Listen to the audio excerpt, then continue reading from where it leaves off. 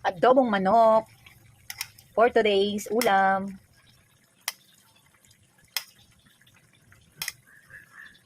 Ang mga anak ko guys, hindi kumakain ng patatas. So, ang gagawin ko, kapag nag-aadobo kasi ako, natitira lagi ay patatas. So, ang gagawin ko ay, dudurugin ko yung patatas para mahalo sa sabaw.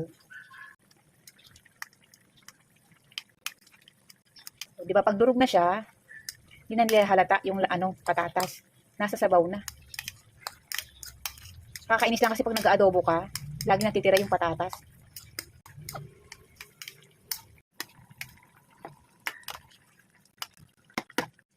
Pero nagtira ako ng mga ilang pirasong hiwa. Kasi yung aking partner ay gusto niya ng patatas. Diba? O diba, nasa sabaw na yung patatas. Mas masarap pa.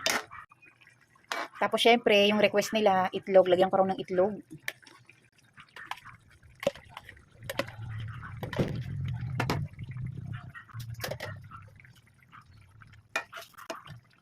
Lagyan natin ng konting harina guys, para yung sabaw malapot.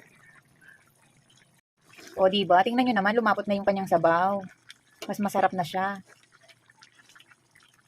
Ewan ko ba, mas gusto ko yung yung malapot-lapot yung kanyang sabaw. Sakto na yung timpla. So, okay na to siya guys, luto na. Pwede na ang ihain para kumain. Thank you guys for watching. God bless sa inyong lahat. Salamat sa panonood lagi ng aking mga videos. Mapasayaw man or luto man yan at kung ano-ano man ang ginagawa ko. Thank you sa inyong lahat. Good morning.